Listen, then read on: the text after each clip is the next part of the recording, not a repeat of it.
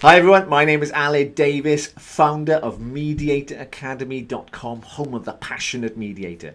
This is where we interview the very best mediators and thought leaders from right around the world. This is the place where you can develop your thinking, sharpen your skills, learn about the theories and different approaches to mediation, and learn about new opportunities in the field. Now, I'd say the vast majority of mediators are familiar with the ways of the traditional problem-solving approach to mediation. But there are other approaches equally, if not more effective. And in this interview, I want to learn more about the narrative mediation approach, and who better to teach me than one of the pioneers of narrative mediation. Now, my guest today is a professor in the Department of Counselling and School Psychology at San Diego State University and teaches in the Marriage and Family Therapy program. He's a practicing marriage and family therapist in California and a mediator and trainer in collaborative divorce practices and mediation in healthcare. He's worked as a psychologist and counsellor educator in New Zealand for 15 years prior to moving to the US in 2000. And has a strong interest in promoting constructionist theories in counselling and family systems work.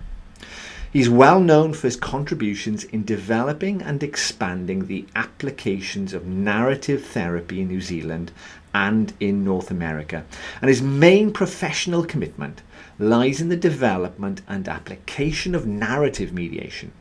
Now, he's involved in a range of professional domains utilizing conflict resolution and mediation approaches. Specifically, he's a consultant to a large healthcare system, a collaborative divorce specialist with Collaborative Family Law Group in San Diego. He teaches a range of conflict resolution and counseling courses at San Diego State University. He conducts overseas study abroad classes for the International Security and Conflict Resolution Program for San Diego State University.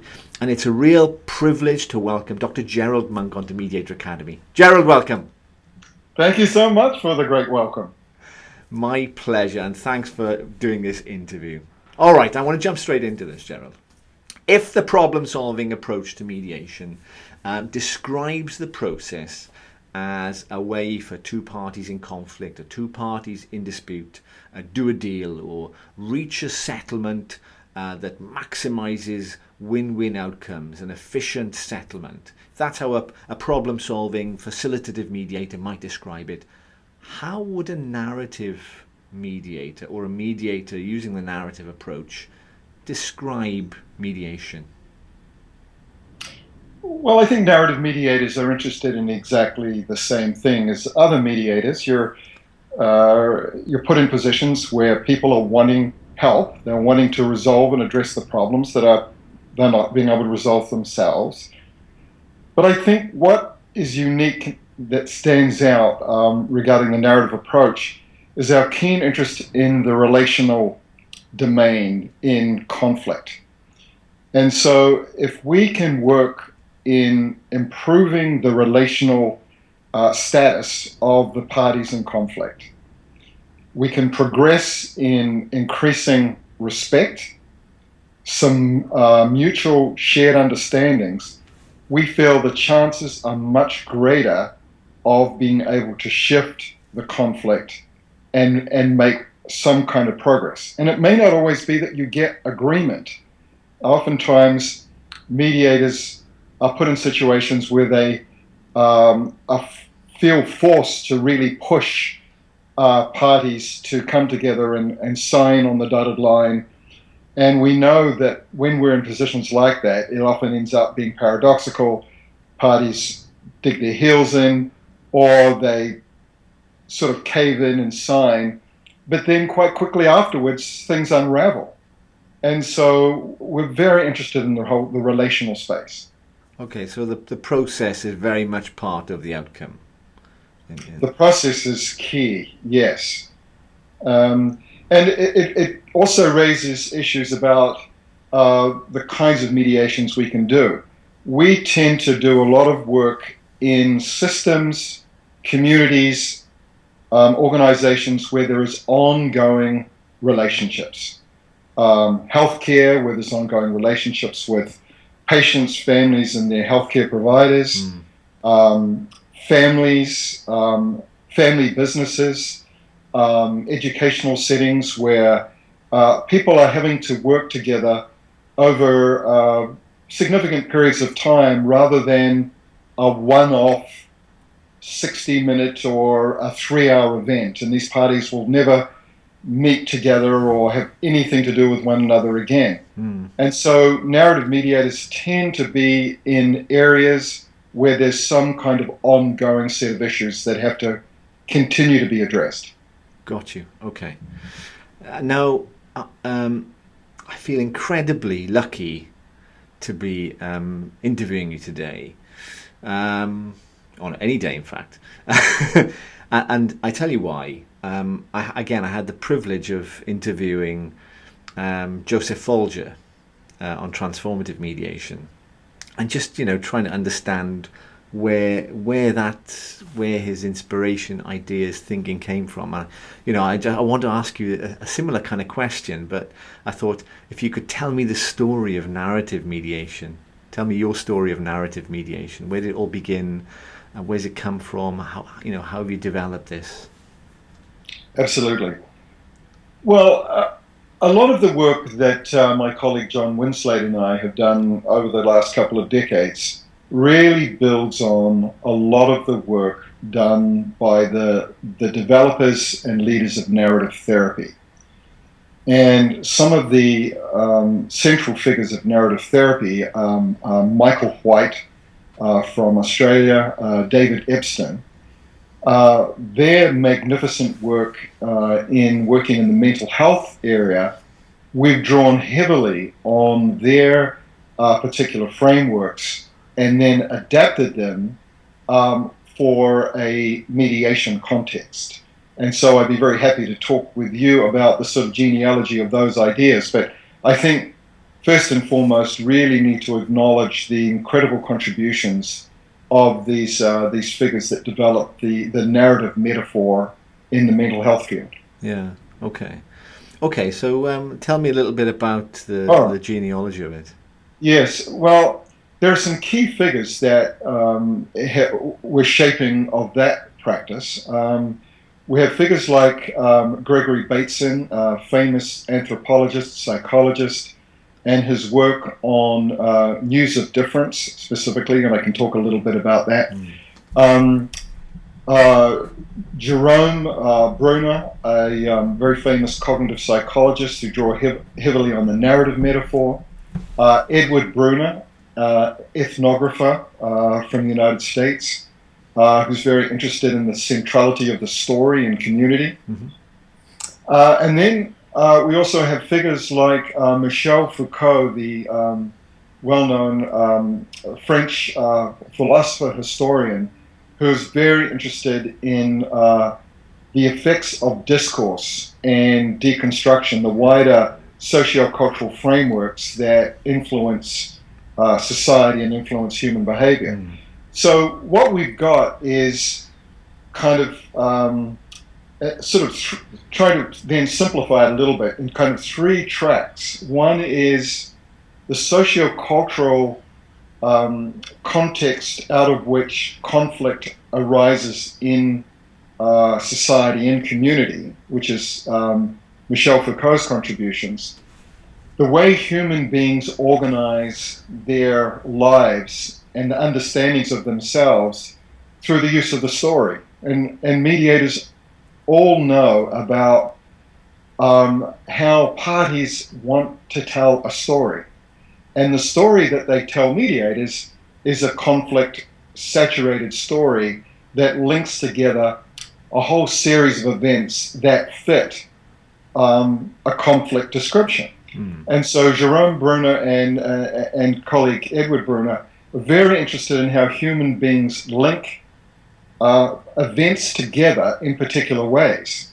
And so we have this capacity to very quickly make meaning of any human event by linking particular discrete plot events and combine them to be able to then tell a story. And so this capacity of human beings to make meaning through the story is a very central element of narrative work. And so, of course, the people that we meet as mediators are the ones that have got these very rigid, fixed, uncompliant descriptions about the truth of what happened. And of course, the truth about what happened has various different takes on that, because as you meet with the other party, the other participants, you know that their truth doesn't line up with the people they're in conflict with. So, but it's the story that's so central to this, and so Jerome Bruner, Edward Bruner's work on meaning making and the story are central. And then I mentioned the figure of Gregory Bateson, and I mean, Gregory Bateson contributed a lot, but in particular, we're interested in Gregory Bateson's construction of news of difference. And this idea that we always make meaning of something by contrasting it with something else. Okay. So, for example, when we're young children and we're learning colors. So if you're learning what the color black is, you have to understand the color of black by contrasting it with white. And so anything that we start to learn, we're always contrasting it with something else to make meaning. So how does this then come back to mediation? Well, people who are embedded in a conflict have become so preoccupied with their own meaning-making system about what happens, they've lost often the focus of what is happening to themselves in the process of the conflict. They're so focused on the other. They're so focused on wanting the other to fit and comply with what they're wanting to address the problem, but they don't realize what the cost is of not progressing in the stuck situation. So news of difference is we're interested in looking at trends. So what has this conflict done to you over this period of time? You know, people may have been in conflict for years, yes, or days or weeks, but conflict takes a toll. And so the concept of news of difference is really confronting people with the news of difference of being stuck in the conflict and the cost of it in comparison to progressing and making shifts and movements out of it to be able to create some kind of relief. So you may have been presenting some of your work on motivational interviewing, and motivational interviewing draws very heavily on the idea of having people start to see clearly what are the costs of continuing on in the direction they are. So we link back to this early, it's a sort of a 1960s idea of escalating the effects on the parties so they see more clearly the costs of them, and then learn and then be motivated to want to make some moves in addressing the situation in ways that they weren't prepared to, because they were so stuck in focusing on the other's badness or the disturbing things that the other person has done. Okay, so I mean, you talked about this sort of a conflict-saturated narrative. Yes. I mean, just that metaphor, you know, it's just really, you can just see this, just almost trying to wring out the story, and it's just saturated in conflict, very vivid. But then you talked about them selecting some kind of discrete elements that fit in with their own, or being really selective in which bits of the story that they've latched onto, and then sort of, then reinforcing that, which keeps them entrenched in their position. Is that? Yes. Well, I mean, exactly. What leads them to, what leads them to do that? What leads them to? Why do they invest in their story in that way? So we come back to some of the philosophical underpinnings of narrative mediation, and we come back to Michel Foucault, who focuses very keenly on the social location of problems.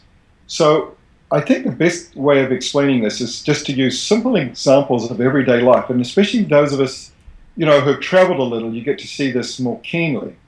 For example, one of the stories we tell in our recent book, When Stories Clash, I went through an experience at St. Thomas as a passenger going through immigration control in the United States Homeland Security. And we all know, those of us that travel a lot, of what we're supposed to do when we go through the immigration control. We have to line up, we have to take our belts off in the United States, our shoes off, we have to put our computers away, we have to do all of these various different things. And I know what I'm supposed to do. I know what my requirements are as a passenger moving through immigration control. And in this one instance in St. Thomas that stood out as a way of explaining the notion of the conflict story is I was behind a gentleman who probably hadn't traveled before. He wasn't sure of what he was supposed to do.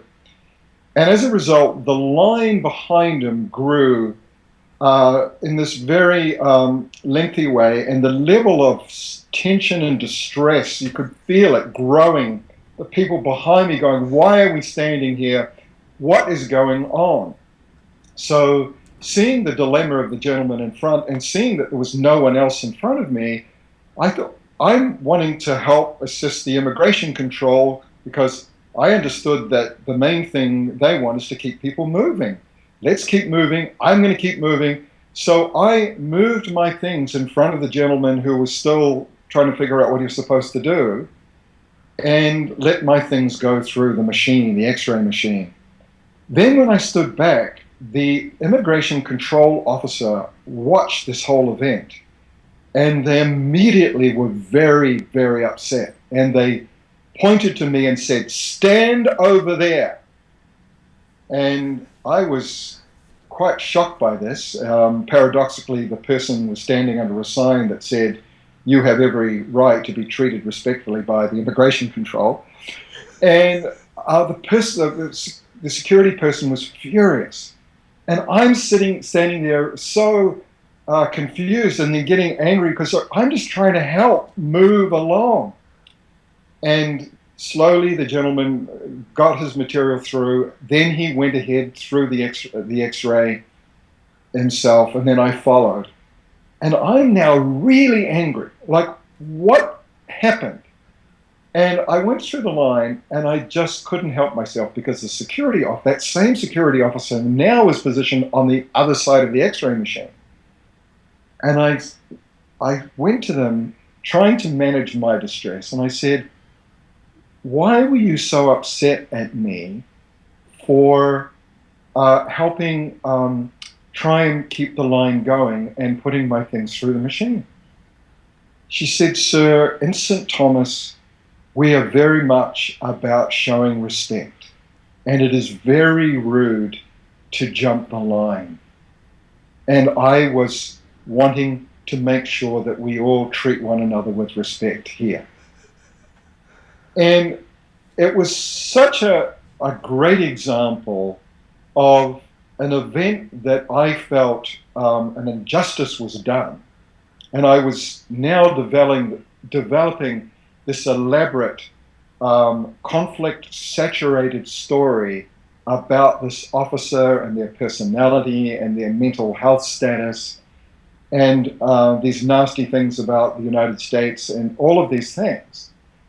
And was feeling in a position of me knowing the truth about what had just happened.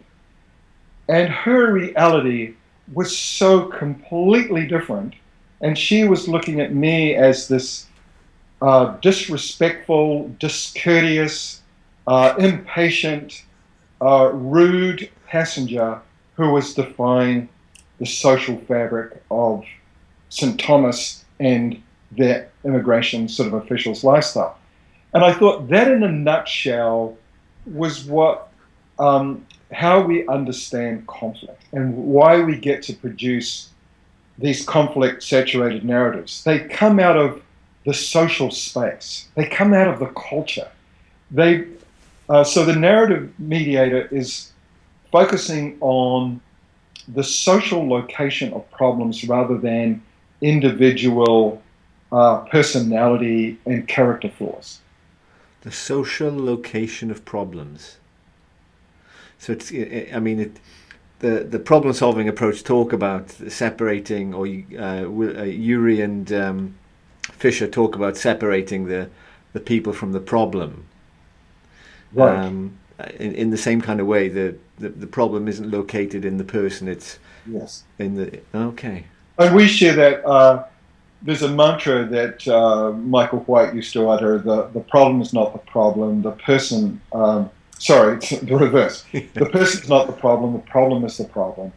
And so the narrative mediator is interested in what are the background social forces at work that are generating these very powerful truth-based notions about what the nature of problems are. And to make it more simple, I think of it as simply expectations. I think that all conflict that I can think of comes down to a mismatch of expectations about what you thought should happen. For example, when I do quite a lot of traveling, and I've just come back from Taiwan, and in Taiwan, people have mucus in their chests. There's quite a lot of pollution, and they spit in the public space, and it's very common. No one turns around to look at them or glare at them for being uncouth. And I spent a lot of time in New Zealand, and there are signs everywhere saying "Do not spit." And we have quite a large Asian community, so there's an expectation in New Zealand, this kind of British sort of culture of social conduct, and spitting is something that's seen as uncouth, where it's seen as a rather healthy behavior of getting out mucus from your lungs because of these various different pollutive elements. So, when you're standing in a line, in some cultures, like the one I just said, what's courteous and appropriate is you line up. Whereas in other cultures, you all kind of gather and maneuver in a group to get to where you want to go to. Yeah. But we have expectations about one another's behavior, how we should behave. And that when people don't conform to our own expectations, we then start to then generate these problem-saturated stories about the other. I mean, as you're talking now, I just think of an example this morning, getting on the tube, the underground in London, and the norm is you wait for people to disembark before you get on. Otherwise, and so as soon as the train pulls in, everyone that's queuing up on the platform adjacent to a door just move to the side. People come off, but then there's always somebody that tries to get on. And you can see in everyone's faces, just when people don't do what you're expecting them to do. And so these, we're talking about kind of small incidents, although sometimes there's a lot at stake. In the United States, if you use your horn on the freeway and you use it in any aggressive fashion, you can very rapidly escalate a dynamic with some serious road rage that can lead into, if people are carrying a gun, people are shot because of some kind of meaning is made of a particular behavior. In India, it's appropriate that you honk on your horn all day long, alerting people that you're about to take over. So these are rather just simple events, but just think about all of the conflicts that happen in families, that happen between partners, about ideas about what you should or shouldn't do, or parents and their children. It all comes down to what I expected you to do, what you should have done, what's right, because we have these ideas about what kind of performances human beings should make. Yeah, yeah. So yeah, I get the sense there's a real sort of um, rigorous body of theory underpinning the narrative approach.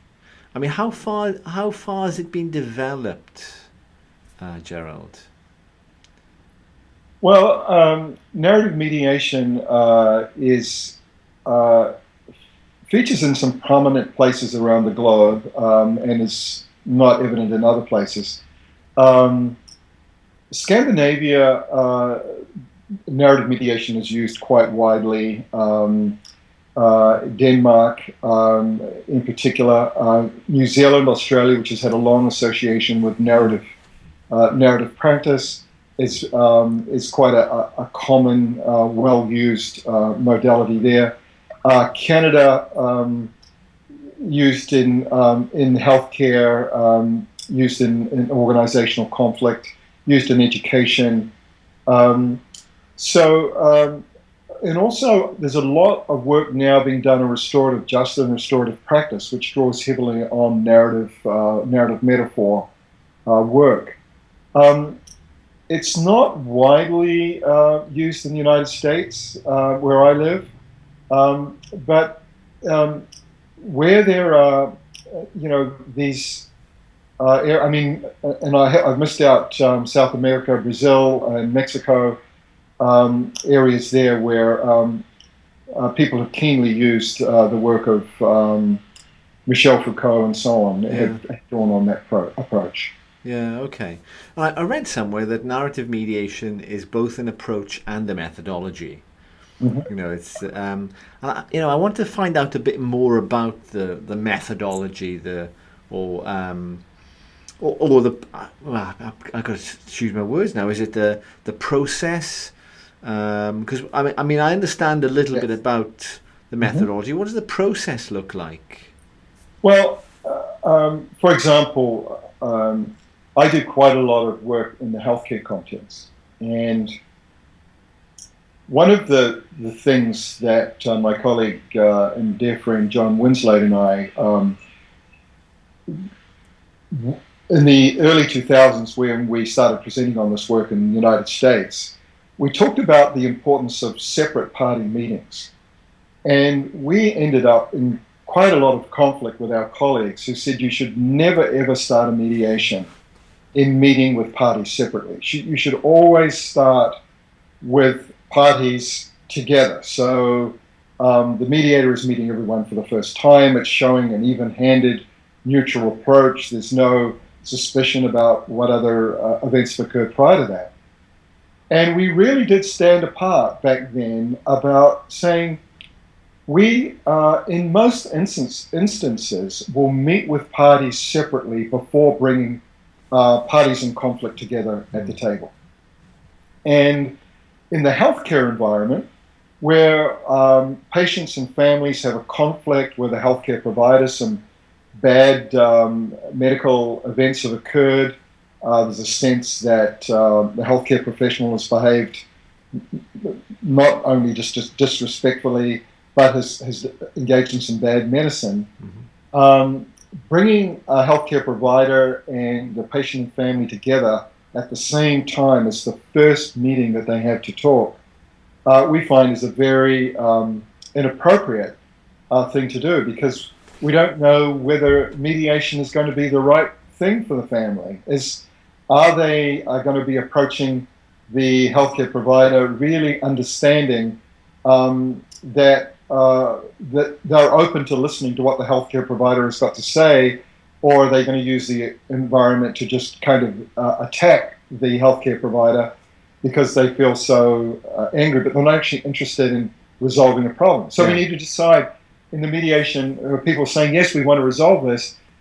Are people from that side ready to meet? And then on the other side, does the healthcare provider have some understanding, some willingness to respect the patient and the family's experience? Are they willing to listen to their concerns? Are they willing to not only focus on the clinical arena, but be interested in the relational arena?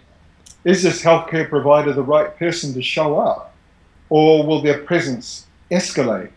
So, and then in the family work, when we're working with couples, is the couple that are separating, has one party been a victim of a lot of domestic violence? Is it safe to bring the one party together with someone who perpetrated violence against them? So narrative mediation starts off with parties separately and building a relationship with the parties separately, building strong alliances with them, understanding the nature of the problem-saturated stories that the parties are going to bring.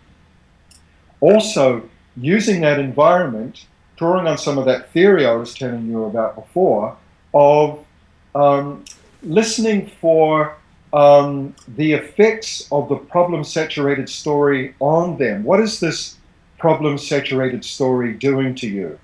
What are the effects of it? How is it affecting your well-being? How is it affecting your life, your relationships, your financial circumstances? We want to know what the toll is on you, because that is also an important part of the picture. So parties often get in touch with realizing the consequences of the conflict, and often it loosens them up for being more willing to make moves that they weren't prepared to make, because they realize, well, of course they know what the suffering is, they can tell you that, but they often don't realize just at the level the suffering is. So we're interested in news of difference, mapping the effects of the conflict on their lives in the separate meetings. This is why the separate meetings are important. And then also listening for events. What are the events that are going on in people's lives in relation to the party they're in conflict with that are not fully captured by the problem-saturated story? For example, when you talk to people and say, is there anything redeeming about the people that you're in conflict with? Is there any aspect about your history where anything was going okay in your conversations, in your meetings? Was there any moment where there was some sign of understanding that they had about your perspective? We might say,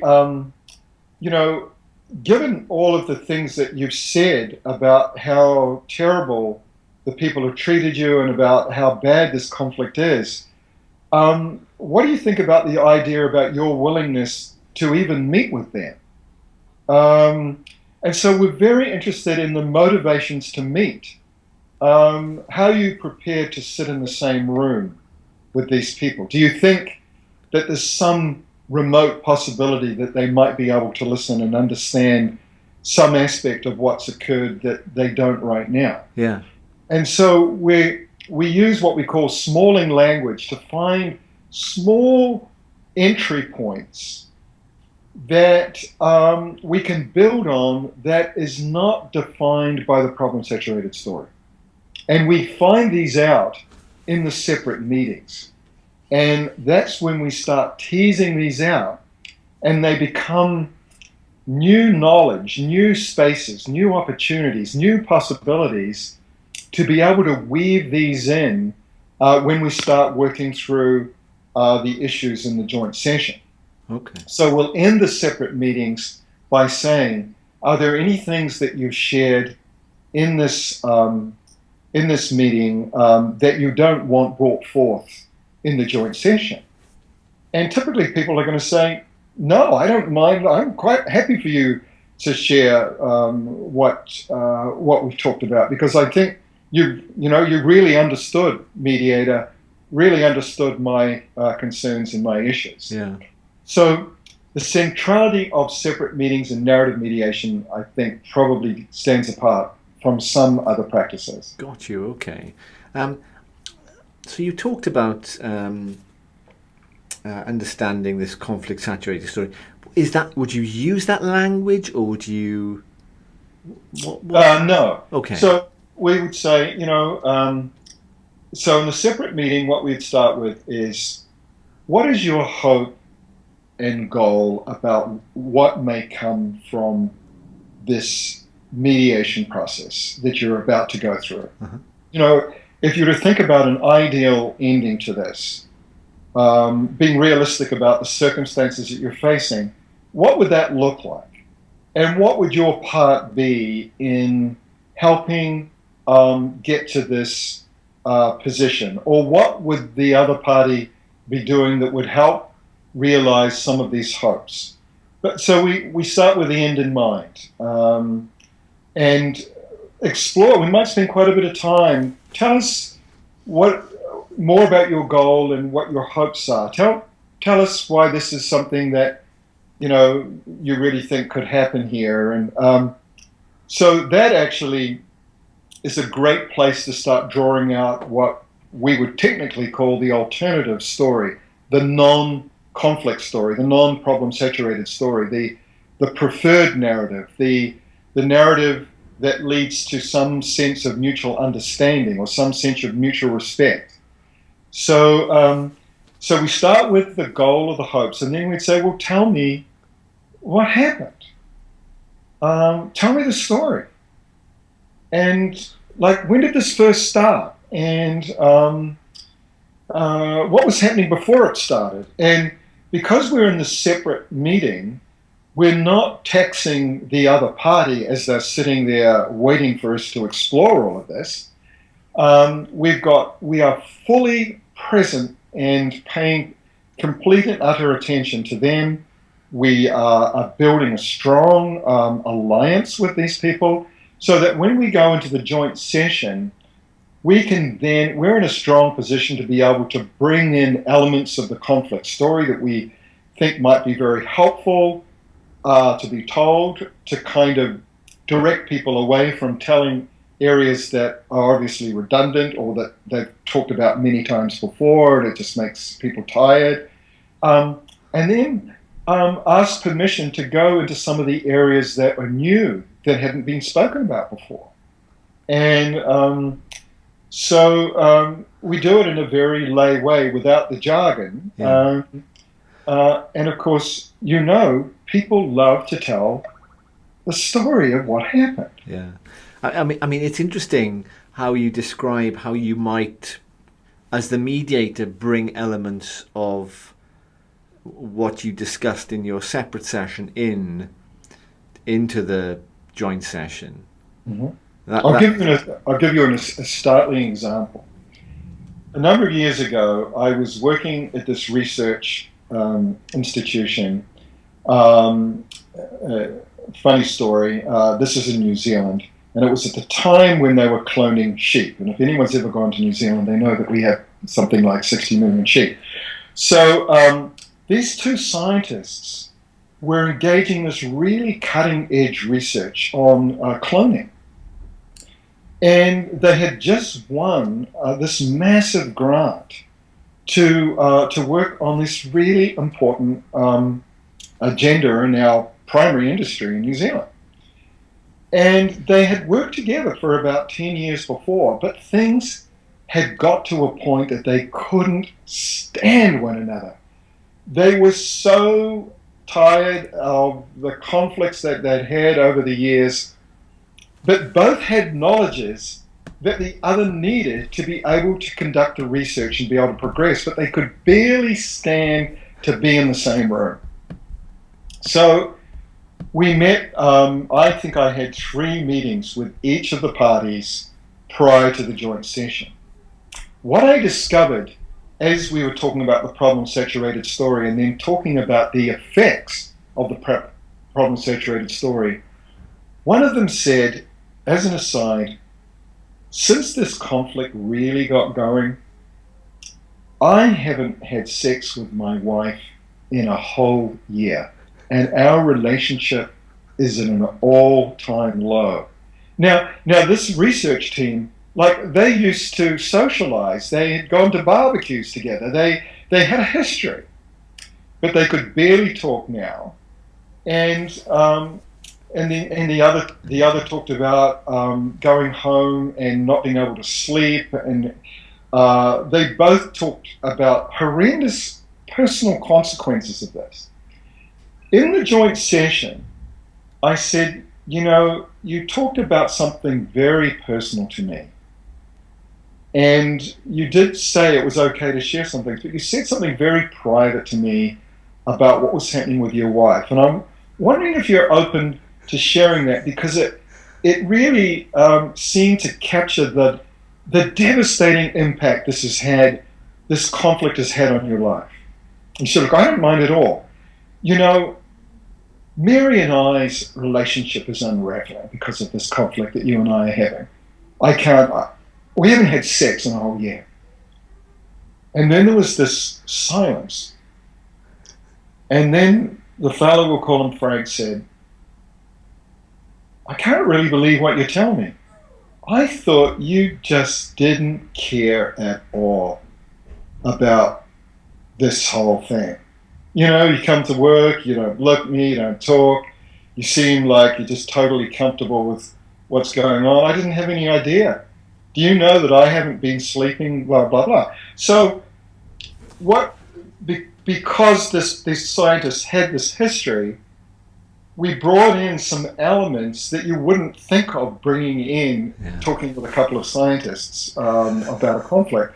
But it was mapping the effects of this problem-saturated story that ended up that they started to come back as human beings, as people that were living their lives and really troubled by what was going on and wanted something better. And it's not recommended to talk about people's sexual lives when you're having a mediation, but it just is illustrative of the problem-saturated story and the mapping work that I think sometimes leads to new breakthroughs and also builds motivation to get out of the stuck problem-saturated narrative. I mean, it's a brilliant story. It really does. It really does illustrate well. You talk about kind of creating an alternative story and moving on from the conflict-saturated story. Moments like that seem to me are enablers for those conversations to grow into different, stories, I suppose. Yes. So I know our time's coming up to an end soon, but I did want to tell you that it's very easy to say all of these things. It's very easy to say, oh yes, people come with problem-saturated stories. It creates a very rigid, very inflexible dynamic. Yes, we all know that. And then it's all very well and easy to say that what you're interested in doing as a narrative mediator is to be able to look at plot elements, events that are not captured by the problem-saturated narrative, bring those forward, link those together, and to help generate and create a new narrative, or a narrative that can build some kind of shared understanding, or to start moving towards respect, start to build the beginnings of trust. All very easy to say that, but this is really difficult to do. Yeah. It's really hard. When people are really stuck, they're not looking for anything else. They're not seeing anything else. They don't know anything else exists other than this person is, this despicable being, and that they have done all of these terrible things. But so what we've done, and it draws heavily on the therapeutic work and narrative, is develop a set of techniques. One is I've been speaking about, which is mapping, narrative mapping, drawing on Gregory Bateson's work. The other is deconstructive listening, looking at the background social forces, the cultural mappings, the effects of culture on people's understanding about what's going on. Okay, so the deconstructive listening, yes. when you're intervening in that way, you're doing it with a view to understanding the social constructs and the norms. Simple example, early in our marriage, my wife and I conflicted about people coming to stay at our home. I come from New Zealand, I have family there, and in New Zealand, when we travel to the other side of the world, we stay with relatives, maybe for a month, maybe for 6 weeks, it takes a long time to get there. It costs a lot of money. And my wife was so shocked early on in our marriage to think that I would have family members and friends staying in our home for 1 month or even longer. She couldn't get her head around that. Yeah. And so, excuse me one moment. That's all right. That's all right.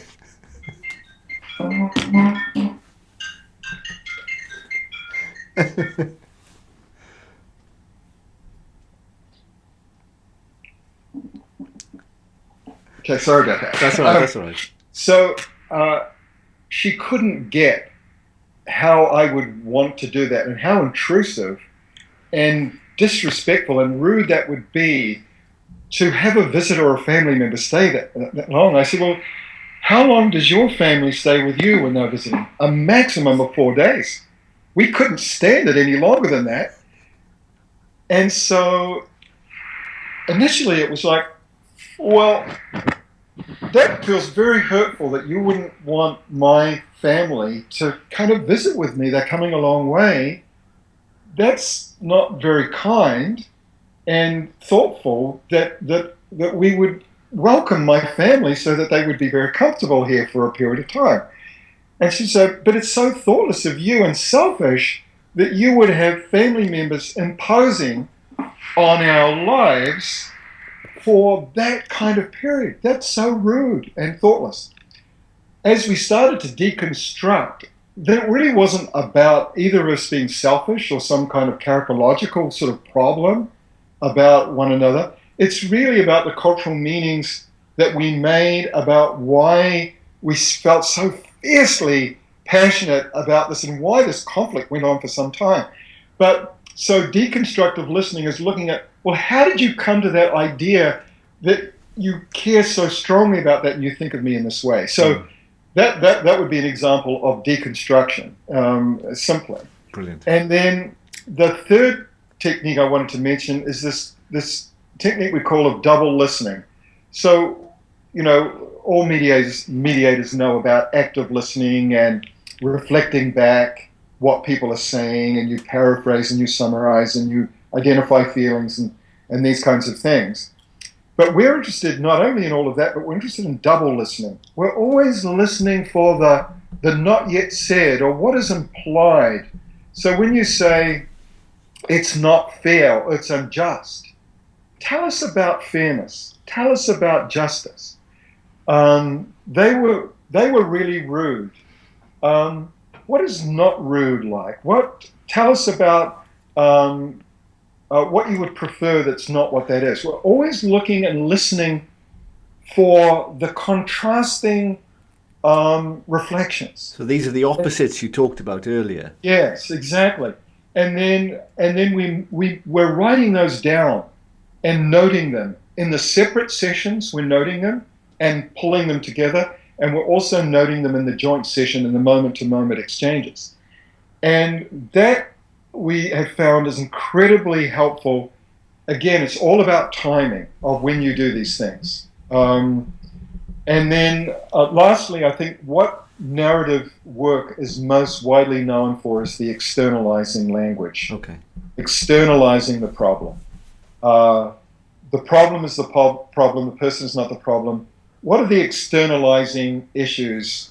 And they're often, you know, when we're in a conflict as mediators, we're dealing with issues of betrayal, issues of distrust, unfairness, injustice, and we're looking at what are the effects of betrayal on you and on this conflict. What are the effects of distrust had on you coming to some sense of agreement or sense of understanding? So we're constantly externalizing the problem and its effects on the parties.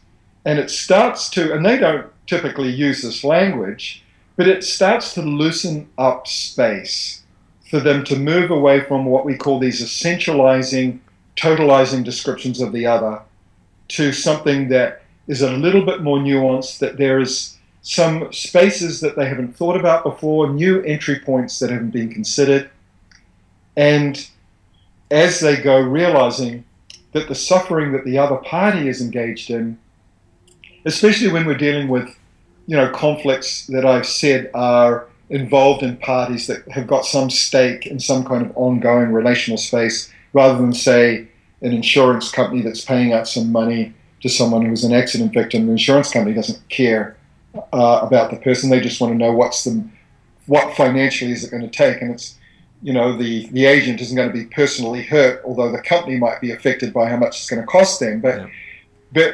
we're really, as much as possible, want to look at effects of problems on persons. And so those would be some of the techniques that really stand out in our practice. That's incredibly helpful, Gerald. I know we're coming to the finale. I'm pushing a little bit. Are you okay to go on for a few more minutes? Oh yes, yeah, I'm fine. I'm okay. Oh, that's great. I'm in my hurry here. Because I was curious to know. You've got the parties now in a space where they're entertaining alternative stories. Maybe they've softened in their view towards the other party. They can start to sort of see that their hopes and goals, there's light at the end of the tunnel. What does that part of the mediation look like from a narrative perspective? The conclusion of the mediation. And I didn't say the settlement. I used conclusion there. Yeah. So one of the things that we do, knowing, again, the mediator is very knowledgeable at this point about the terrain. And knowing some of the openings that were shown in the separate sessions. So after creating spaces for people with some mapping about the problem-saturated story and its effects, we're going to ask them, this is a technique that I haven't spoken of called evaluating preferences. We're going to ask them, given what has happened, are you both willing, even though you could say, well, it's obvious because they've signed up for mediation, but we actually want parties to verbalize this. Yeah. Are you willing to now work together in some ways to address the problems that you and we have all identified? Are you ready for that next step? And the parties are going to most times be saying, yes, we are. Then we're going to talk about what has already happened that has been a step that you've made in your past that we can build on. What is something that's in your histories together, in your work, in your lives, in the context of this problem, and before it came, that we can build on that worked? What's the next step? And so we really go in these small steps of bringing out moves that the other party can make, and the moves that they themselves can make towards the identified goals that both have expressed at the beginning of the joint session. They've already practiced identifying the goals with us in the separate sessions, and we've helped groom them and with them, co-create with them a way of talking about the goals and the hopes. And then go, well, how can we now that you have understood the nature of the issues, build towards those hopes that you've shared? And so now we're focusing on what's working. And as we focus on what's working, it leads to other new openings of other things that can build on that. And so again, it's narrative mediation. So we're using the story. What's the next step in the story? Based on the new moves, the new openings, the new possibilities, the history that you had put aside because the problem-saturated story took over, what can we build on here? And And then we go with a lot of curiosity and a lot of persistence in teasing out those elements as we move through the process. And it can take a while. So always saying, if you're going to work with us, we are very unlikely to complete what you want to do in this one session. Yeah. Even if your session is a couple of hours, of course, some of us do like day-long sessions. Give them some time to kind of sculpt and build and progress on. But again, see, the relational the process is so critical, because if you've now moved towards building a small degree of trust, a small degree of understanding, a small degree of respect, you're then in a position to be able to be creative about options to address problems, rather than, that old model where parties are sitting there kind of pretty much steaming and upset with one another, and go through this harrowing brainstorming process of generating 8 different possibilities about how to resolve it. But it's such hard, tedious work because the relational climate is not suited to being able to progress. So if we attend to the relational climate as pivotal, then when we get into the sort of creative acts about, well, what ideas do we have about progressing, things move much more quickly in those latter phases of the sessions. Oh. Excuse me a sec.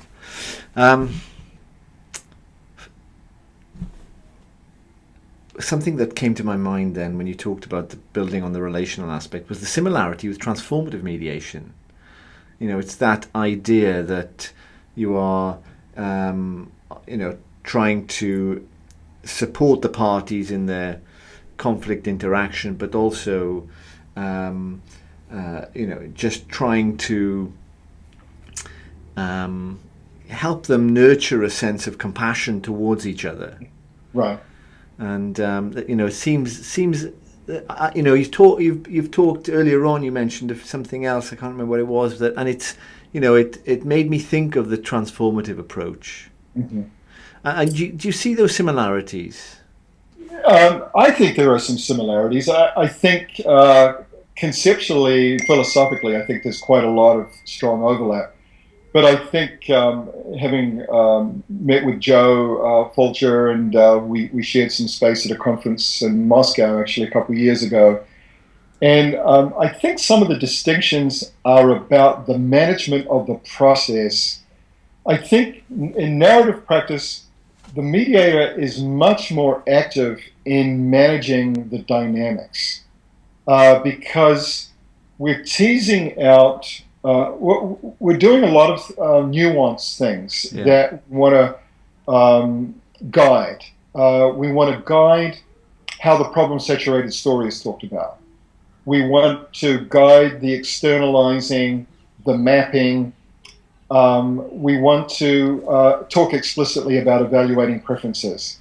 And then in this double listening process, we're doing some very fine-tuned work in kind of managing the conversation, in eliciting these kinds of elements that have been put aside. And I'm not at all knowledgeable about transformative mediation. The one thing that just stayed with me was it tends to be more of a freewheeling sort of a context. There can be a lot of full expression of feelings and emotions and issues that the had prior to the conflict, and then coming together, and there being a lot of room to go where the parties want to go in terms of venting or expressing. And we tend to want to do a lot of the edge off the intense venting in the separate sessions. There's going to be some venting in the joint sessions, but we're trying to minimize that because we don't want to lose sight of all of these other pieces, and that people can get carried away with the venting, and not always confident that we can stay tracking the preferred narrative. So I think the narrative mediator is a lot more hands-on in guiding the whole process from beginning to end. Yeah, I mean, I also got that, so when you ask the parties, are you now ready to start evaluating, your options or thinking about how you might work together to put something, that's not a question that the transformative mediator would ask. The transformative mediator say, where would you like to go next? I think we've reached a junction in the conversation. What do you think? Where would you like to go next? Continue on this path or go on a different one? So, trusting that the parties will, do what they need to do to move it forward. But it seems to me you got, as a narrative media, you've got to hold so much. There's so much going on. You've Right. got all these stories, you've got all these plots and characters, and you've got the conflict-saturated story, and then you've got all of the sort of the deconstructive listening that you're doing to try and locate the social context. I mean, crikey. Do you work alone, or do you work with a co-mediator? Right, but you're back. Do you work alone, or do you work with a co-mediator? What's the typical? Oh, have you got me there? No. No, I don't. Okay. I Hang can on. see. Hold on. How about now? Am Yeah, you're back. Okay. You're back. Let me. Yeah. There is a lot of going on, but because, and once it's like any practice. There's a lot of different elements to it. But specifically, because we're so interested in the dominant socio-cultural landscapes that are playing out in individual people's lives, we feel that we've got some kind of ethical responsibility, not only to address that element in ways that make sense to the parties, but also as mediators. The whole notion of mediator neutrality or mediator, what are some of the other elements that we prize? That mediators have this inscrutable sense of being completely balanced in the way that they present themselves. Yeah. That we're very much as interested in what are the sociocultural issues playing out with the mediator. Like, we have to manage that too, yeah. Because we do want the parties to leave the process saying, I felt treated fairly, I felt I was treated respectfully, I had my say as much as the other, I felt I was treated in an even-handed way. But the idea of mediator neutrality and impartiality, if we don't look at our own social location in the process, we're missing a big part of the issue. So we would say, we've got an ethical responsibility to kind of help address for ourselves and the people we're working with these wider sociocultural forces. Mm. So it is hands-on rather than more of a kind of a sort of freewheeling, let things fall where they may. I mean, when you're looking at parties that are sitting in front of you, their lives from their social location, their own social position in hierarchies can be very different. Yeah. And not being thoughtful about that and having a very loose sort of not very thoughtful idea about what's going on here can limit avenues of exploration that could create new openings that weren't there before. Mm. I mean, listening to you talk, first of all, I've been captivated by your storytelling. I mean, it's, and your use of metaphor just in this interview.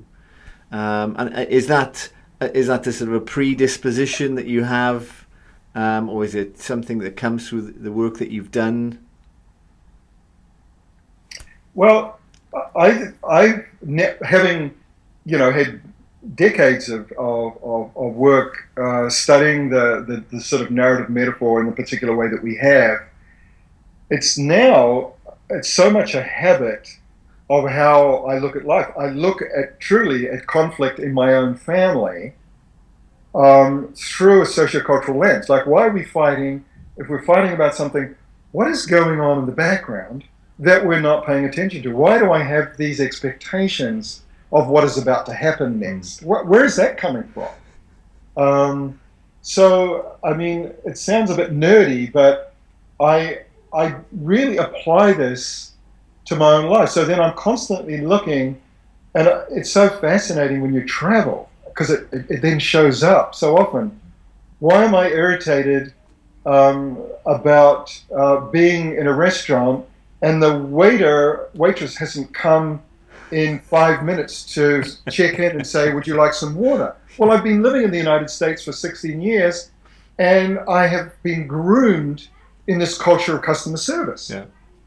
But when I go back to New Zealand and I'm sitting for 5 minutes and no one shows up, or 10 minutes, well, I'm starting to get irritated, but wait a minute, they don't tip in New Zealand, and waiters in most restaurants I've ever been in New Zealand don't show up for 5 minutes. It touches every aspect of our lives, and so when I'm sitting in front of doctors, meeting with patients who've been devastated by some kind of consequence, what are the background cultural forces at play here that's so devastating? The patient and their family thought, I'm going to be cured. This doctor is going to cure me of this illness, and I'm going to walk out of this hospital that I had, this terminal illness or this devastating health problem that may have no solution. But I thought that the hospital, that's what doctors do. They cure people. And things have got worse. Yeah. And so every conflict. So I just can't help myself but think about the dominant social cultural forces at work and the stories that we then create around them that then pathologize the other and find characterological personality faults in the people that we are struggling with. I mean, this is absolutely fascinating. It really is. I mean, I want to ask you, how do you teach this? But I feel like that's a whole other, series of interviews. If I wanted to train as a narrative mediator, Gerald, what would be involved in that? Where would I go? Where do you? I mean, what sort of teaching do you do? How do I find out more about this? Well, there's three of us as trainers working internationally right now.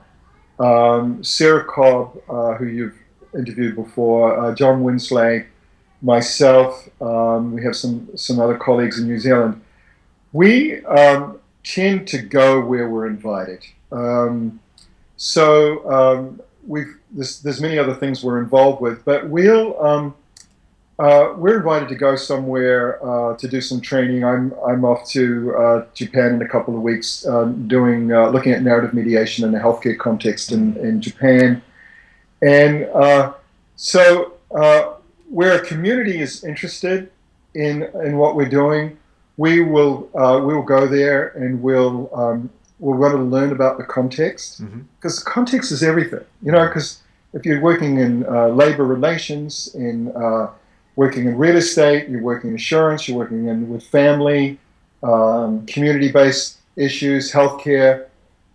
Every context is so different, and so you then think about what are the structures that we would need to use to make progress in dealing in this particular situation. Yeah, what I really like. I mean, when we finish the interview, I want to find out a bit more about where you go to teach this, because I'd be really keen to get you over to the UK. If I could gather a herd of us together, of sheep to study. But what really interests me is the theory underpinning this approach.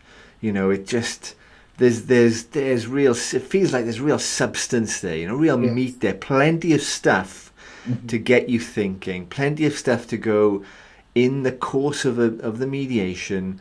What do I need to say? What do I need to do next? And what's the theory underpinning my intervention? Where's that coming from? Yes. And that's what it really interests me.